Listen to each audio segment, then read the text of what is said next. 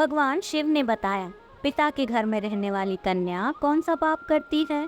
भगवान शिव कहते हैं कि एक कन्या अपने पिता के घर में रहकर जो पाप करती है उसका फल माता पिता को भी भोगना पड़ता है।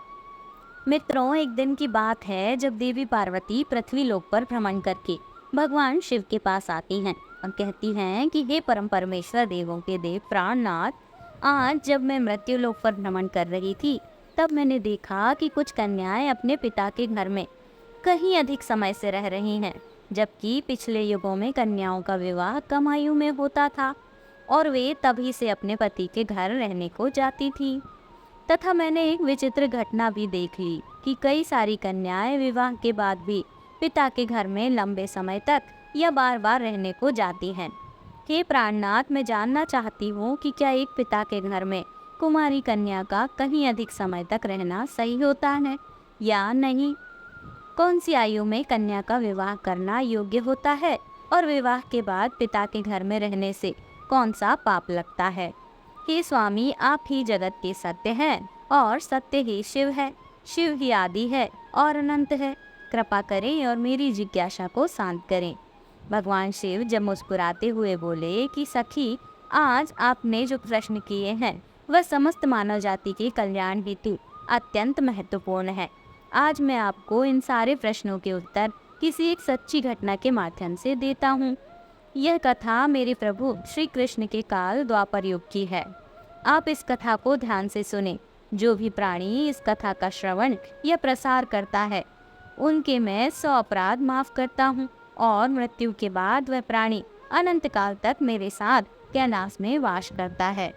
तब देवी पार्वती कहती हैं कि हे स्वामी, मैं इस कथा को ध्यान से पूरा अवश्य सुनूंगी और इस कथा का प्रसार भी करूंगी।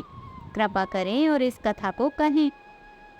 तब भगवान शिव कहते हैं कि हे देवी पार्वती, यह 28वें द्वापर युग की घटना है। यदुकुल श्रेष्ठ वीरवर उग्रसेन के यहाँ जो घटना घटित होने वाली है उसी का मैं भूतकाल के रूप में वर्णन करूंगा। माथुर प्रदेश में मथुरा नाम की नगरी है। वहाँ अग्रसेन नाम वाले यदुवंशी राजा राज्य करते थे। वे शत्रु विजय, संपूर्ण धर्मों के तत्व ज्ञान, प्रजा के रक्षण करने वाले और अति गुणवान राजा थे। मेधावी राजा उग्रसेन धर्म पूर्वक राज्य का संचालन और प्रजा का पालन करते थे। उन्हीं दिनों परम पवित्र विदर्भ देश में सत्यकेतु नाम से प्रसिद्ध एक महापराक्रमी राजा थे। उनकी एक पुत्री थी जिसका नाम मायावती था। वह सत्य धर्म का आचरण करने वाली, अति सुंदर, गुणवान और चरित्रवान होने के साथ दूसरी लक्ष्मी के समान थी। मथुरा के राजा उग्रसेन ने उसे सुंदर नेत्रों वाली मायावती से विवाह किया। उसके स्नेह और प्रेम से मथुरा नरेश मुक्त हो गए। मायावती को वे अपने प्राणों के समान प्यार करने लगे। उसे साथ लिए बिना भोजन तक नहीं करते थे। उसके साथ क्रीड़ा विलास में ही राजा का समय बीतने लगा। भगवान शिव कहते हैं कि हे देवी, मायावती के बिना उन्हें एक क्षण भी चैन नहीं पड़ता था। इस प्रकार से आने वाले प्रतिदिन उन दोनों पति पत्नी में प्रेम बढ़ने लगा। फिर कुछ समय के बाद विदर्भ नरेश सत्यकेतु ने अपनी पुत्री मायावती को याद किया और उसकी माँ भी उसे ना देखने के कारण बहुत दुखी थी। फिर एक दिन उन्होंने अपनी बेटी के हालचाल जानने हेतु मथुरा नरेश उग्रसेन के पास अपने दूत भेजे। भगवान शिव कहते हैं कि हे देवी, दूतों ने वहां जाकर आदर पूर्वक राजा से कहा कि महाराज, विदर्भ नरेश सत्यकेतु ने अपनी कन्या और इस राज्य की महारानी के कुशल समाचार जानने हेतु हमें यहाँ भेजा है। आपको हमारा सादर प्रणाम। अगर उनका प्रेम और स्नेहपूर्ण अनुरोध आपको स्वीकार हो तो राजकुमारी मायावती जी को उनके यहाँ भेजने की व्यवस्था कीजिए। वह अपनी पुत्री को देखना चाहते हैं। भगवान शिव कहते हैं कि हे देवी, राजा उग्रसेन ने जब दूतों के मुंह से ये बात सुनी तो वह भी प्रसन्न हो गए, क्योंकि वह भी चाहते थे कि रानी मायावती को आराम करने हेतु उनके पिता के यहाँ जाना चाहिए। तब उन्होंने स्नेह और उदारता के कारण अपनी पत्नी मायावती को विदर्भ राज के यहाँ भेज दिया। पति के भेजने पर मायावती बड़ी खुशी के साथ अपने मायके आ गईं। वहाँ पहुंचकर उसने पिता के चरणों में प्रणाम किया और उसके आने से महाराज सत्यकेतु को भी बड़ी प्रसन्नता हुई। भगवान शिव कहते हैं कि हे देवी, मायावती वहाँ अपनी सखियों के साथ मन से मुग्ध होकर घूमने लगी। पहले की ही भांति घर, वन, तालाब और राज्य में विहार करने लगी। क्योंकि वह विवाह के बाद पहली बार अपने पिता के यहाँ आई थी। यहाँ आकर वह फिर से बालिका बन गई। फिर कुछ दिन बीतने के बाद वे भूल गई कि उनका विवाह हो चुका है। उनके बर्ताव में अब हया, संकोच का भाव नहीं रहा। फिर भगवान शिव कहते हैं कि हे देवी, एक दिन की बात है, रानी मायावती अपनी सखियों के साथ एक सुंदर पर्वत पर सैर करने के लिए गईं। वहाँ एक रमणीय वन दिखाई दिया जो केलों के उद्यान से शोभा पा रहा था। उस पर भी फूलों की बहार थी। तब राजकुमारी ने देखा कि एक और ऐसा रमणीय पर्वत, दूसरी ओर सुंदर वन और बीच में स्वच्छ जल से भरा सर्वतोभद्र नामक तालाब है। एक छोटी बालिका की तरह वह उसकी सभी सखियों के साथ खेलने लगी। फिर सभी इस संसार को भूल खेल में मन से मग्न होकर पूरी तरह से डूब गईं। तालाब में उतर गईं और हंसती गाती हुई जल क्रीड़ा करने लगी। भगवान शिव कहते हैं कि हे देवी, इस समय कुबेर का सेवक गोभिल नाम का एक दैत्य दिव्य विमान पर बैठकर आकाश मार्ग से कहीं जा रहा था। इस समय तालाब के ऊपर जाने पर उसकी दृष्टि मनमोहक सुंदर विदर्भ की राजकुमारी मायावती पर पड़ी, जो निर्भय होकर स्नान कर रही थी। गोभिल के पास देवी शक्ति होने के कारण उसने निश्चित रूप से जान लिया कि यह विदर्भ नरेश की कन्या और महाराज उग्रसेन की प्यारी पत्नी है। तब वह मन ही मन कहने लगा कि यह तो पतिव्रता होने के कारण आत्मबल से ही सुरक्षित है। किसी भी पुरुष के लिए इसे प्राप्त करना अत्यंत कठिन है। उग्रसेन अत्यंत महामूर्ख है जो उसने ऐसी सुंदर पत्नी को मायके भेज दिया है। यह पतिव्रता नारी पराये पुरुष के लिए दुर्लभ है और इधर कामदेव मुझे अत्यंत पीड़ा दे रहा है। मैं किस प्रकार इसके निकट जाऊं और कैसे उसका उपभोग करूं? भगवान शिव कहते हैं कि हे देवी पार्वती, उसकी सुंदरता पर मोहित दानव गहरी सोच में पड़ गया और फिर उसने अपने लिए एक उपाय निकाल लिया। गोभिल ने महाराज उग्रसेन का मायामयी रूप धारण कर लिया और वही अंग, वही उपांग, वैसे ही वस्त्र, इसी तरह का भेष और वही अवस्थापूर्ण रूप से उग्रसेन सा होकर वह पर्वत के शिखर पर उतरा और एक अशोक वृक्ष की छाया में शिला के ऊपर उसने मधुर स्वर से संगीत सुरों को छेड़ दिया। वह गीत संपूर्ण विश्व को मोहित करने वाला था। ताल, लय और उत्तम स्वर से युक्त उस मधुर गीत को सखियों के मध्य में बैठी हुई सुंदरी मायावती ने भी सुना। वह सोचने लगी, ऐसा मनमोहक कौन गायक यह गीत गा रहा है। राजकुमारी के मन में उसे देखने की तीव्र इच्छा हुई। उसने सखियों के साथ जाकर देखा, तब अशोक की छाया में सुंदर प्रतापी बैठा हुआ कोई पुरुष गा रहा है। वह महाराज उग्रसेन के जैसा दिखाई पड़ता है।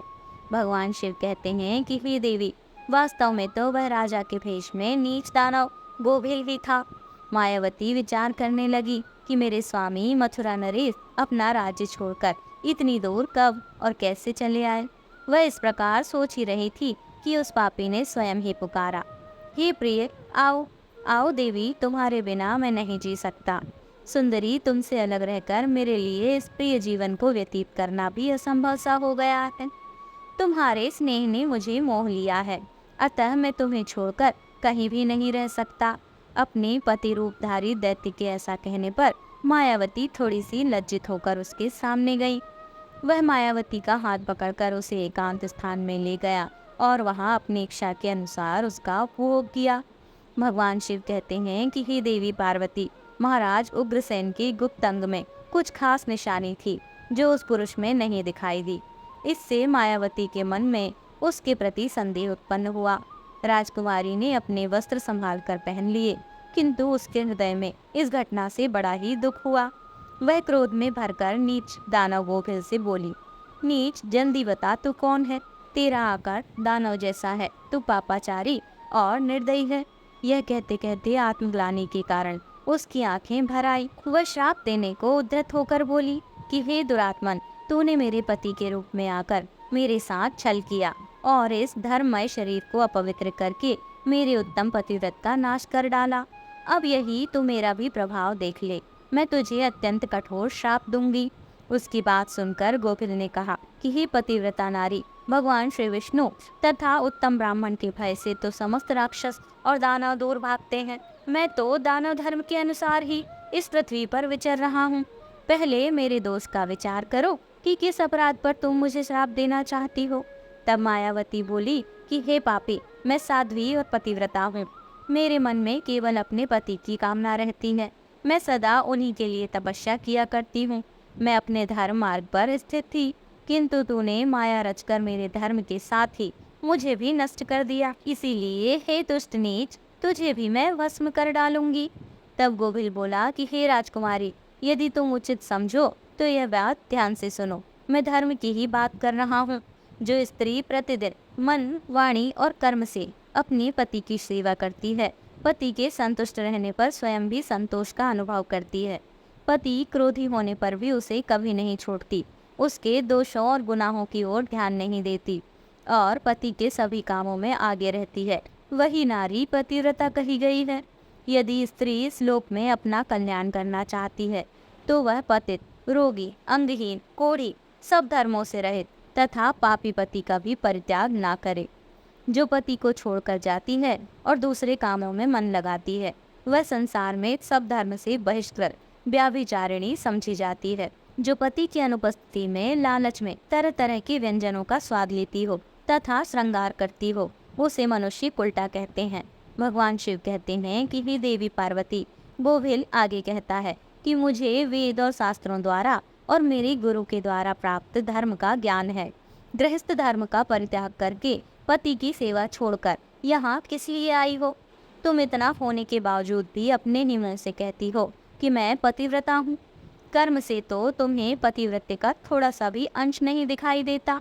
तुम डर भय छोड़कर पर्वत और वन में मतवाली होकर घूमती फिरती हो, इसलिए पापिनी हो।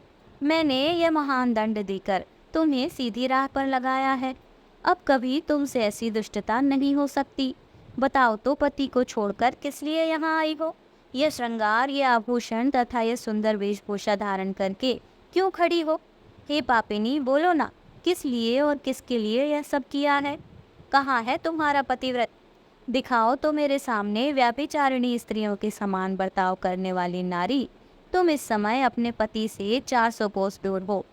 कहाँ है तुमने पति को देवता मानने का भाव? दुष्टा कही कि तुम्हें लज्जा नहीं आती?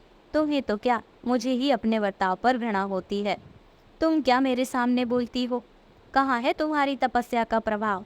कहाँ है तुम्हारा तेज और बल? आज मुझे अपना बलवीर और पराक्रम दिखाओ। तब मायावती बोली, नीच असुर, सुन, पिता ने स्नेहवश मुझे पति के घर से बुलाया है, इसमें कहाँ पाप है? मैं काम, लोभ, मोह तथा डर के वश पति को छोड़कर नहीं आई हूँ। मैं यहाँ भी पति का चिंतन करती हुई ही रहती हूँ। तुमने भी छल से मेरे पति का रूप धारण करके भी मुझे धोखा दिया है। तब गोभिल ने कहा, मायावती, मेरी युक्ति युक्त बात सुनो। अंधे मनुष्य को कुछ दिखाई नहीं देता। तुम धर्म रूपी नेत्र से हीन हो, फिर कैसे मुझे यहाँ पहचान पाती? तुम्हें ज्ञात था कि तुम्हारे पति इतनी दूर कभी नहीं आ सकते, फिर भी तुमने मेरे साथ संबंध बनाए। जिस समय तुम्हारे मन में पिता के घर आने का भाव उदय हुआ, उस समय तुम पति की भावना छोड़कर उनके ध्यान से मुक्त हो गई थी। पति का निरंतर चिंतन भी नारियों का धर्म है। जब वही नष्ट हो गया तो क्यों स्वयं को पतिव्रता कहती हो? मित्रों, भगवान शिव कहते हैं कि हे देवी पार्वती, गोभिल कहता है कि जब तुम्हारी हृदय की आँख ही फूट गई, तब ज्ञान नेत्र से हीन होने पर तुम मुझे कैसे पहचानती? गोभिल की बात सुनकर राजकुमारी मायावती जमीन पर बैठ गई। उसके हृदय में बड़ा दुख हो रहा था। गोभिल ने फिर कहा कि हे राजकुमारी, मैंने तुम्हारे उदर में जो अपने वीर्य की स्थापना की है, उससे 3 लोगों को त्रास पहुंचाने वाला पुत्र उत्पन्न होगा। फिर भगवान शिव कहते हैं कि हे देवी पार्वती, ऐसा कहकर वह दानव वहां से चला गया। गोभिल एक ज्ञानी दानव तो था ही, किंतु वह बड़ा ही दुराचारी और पापात्मा था। उसके चले जाने पर मायावती अत्यंत दुखी होकर रोने लगी, जिससे रोने की आवाज़ सुनकर सखियां उसके पास दौड़ी आईं और पूछने लगी कि हे राजकुमारी, आप रोती क्यों हो? मथुरा नरेश महाराज उग्रसेन कहाँ चले गए? मायावती ने अत्यंत दुख से रोते रोते अपने चले जाने की सारी बात बताई। फिर सभी सहेलियों ने उसे पिता के घर में ले गई। उस समय वह शोक से कतराती हुई थर-थर काँप रही थी। सखियों ने मायावती की माता के सामने सारी घटना सुना दी। फिर सभी सहेलियां उसे पिता के घर ले गईं। उस समय वह शोक में कतराती हुई थर-थर काँप रही थी। सखियों ने मायावती की माता के सामने सारी घटना सुना दी। उसे सुनते ही महारानी अपने पति के महल में गई और उनसे कन्या का सारा वृत्तांत कह सुनाया। उसे सुनकर महाराज सत्यकेतु को भी बड़ा दुख हुआ। उन्होंने सवारी और वस्त्र आदि देकर कुछ लोगों के साथ पुत्री को वापस मथुरा में उसके पति के घर भेज दिया। धर्मात्मा राजा उग्रसेन मायावती को आई देख बहुत प्रसन्न हुए। वे रानी से बार बार कहने लगे कि हे प्रिय, मैं तुम्हारे बिना जीवन व्यतीत नहीं कर सकता था। अच्छा हुआ तुम शीघ्र ही लौट आई। हे मायावती, तुम अपने गुणशील, भक्ति, सत्य और पतिव्रत्य आदि गुणों से मुझे अत्यंत प्रिय लगती हो। अपनी प्रिय पत्नी मायावती से ऐसा कहकर महाराज उग्रसेन उसके साथ विहार करने लगे। सब लोगों को भय पहुंचने लगा। उसका भयंकर गर्व दिन ब दिन बढ़ने लगा, किंतु उस गर्व का कारण केवल मायावती भी जानती थी। अपने उदर में बढ़ते हुए इस गर्व के विषय में मायावती को दिन रात चिंता बनी रहती थी। 10 वर्ष तक वह गर्व बढ़ता ही गया। तत्पश्चात उसका जन्म हुआ। मित्रों, फिर भगवान शिव कहते हैं कि ये देवी पार्वती वह वही उचित तेजस्वी महाबली, दुराचारी, प्रजा को कष्ट देने वाला कंस था, जिसके भय से तीनों लोगों के निवासी थर्रा उठे थे। उसके बाद भगवान श्री कृष्ण के हाथ से मारा जाकर वह मोक्ष को प्राप्त हुआ। तब देवी पार्वती कहती हैं कि हे स्वामी, ऐसी घटनाएं भविष्य में संघटित होने वाली हैं। यह मैंने भी सुन रखा है। हे देवी, मैंने आपसे जो कुछ कहा है वह समस्त पुराणों का निश्चित मत है। इस प्रकार पिता के घर में रहने वाली कन्या बिगड़ जाती है, अतः पिता को कन्या को घर में रखने का मोह नहीं करना चाहिए।